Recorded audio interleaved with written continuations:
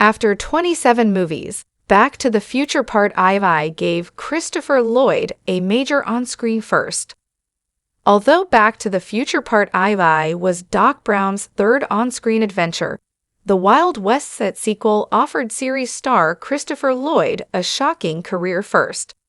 The Back to the Future trilogy made Christopher Lloyd a blockbuster movie star, but the actor had been a successful mainstay on the big and small screen for decades before that. Lloyd starred in acclaimed classic movies like One Flew Over the Cuckoo's Nest and The Postman Always Rings Twice, as well as appearing in cult classics like The Adventures of Buckaroo Banzai, Across the Eighth Dimension, and Going South. Meanwhile, Lloyd's small-screen roles included appearances in Barney Miller and Cheers, as well as a lead role in the popular sitcom Taxi.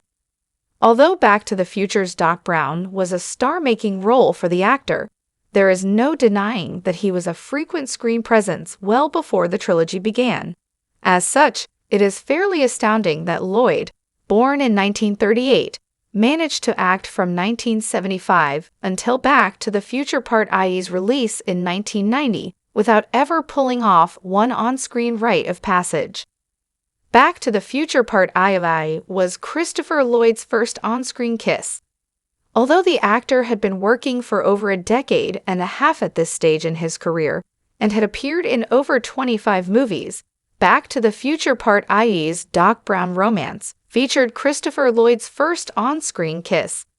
The embrace takes place during a date with his love interest, Mary Steenburgen's Clara Clayton, as a shooting star passes in the background. In the trilogy's ending, Doc Brown saves Clara from certain death by jumping off the time-traveling steam train and onto Marty's hoverboard. Despite Lloyd's considerable off-screen romantic prowess, the actor shared some of Doc Brown's lack of experience when it came to on-screen romance.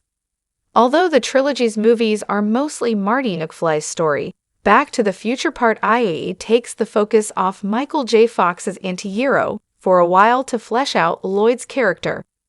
The result is a sweet romance between Clara and Doc that humanizes the unhinged scientist who, until this point, was something of an absurd cartoony figure throughout the series. Despite Lloyd's considerable off-screen romantic prowess, having been married 5 times, the actor shared some of Doc Brown's lack of experience when it came to on-screen romance. How Christopher Lloyd's situation mirrored Doc Brown's. Since Lloyd had never had an on-screen kiss in his screen career, and Doc Brown had never been in love before the events of Back to the Future Part IV, the actor and his character created a neat unintentional mirror at this moment.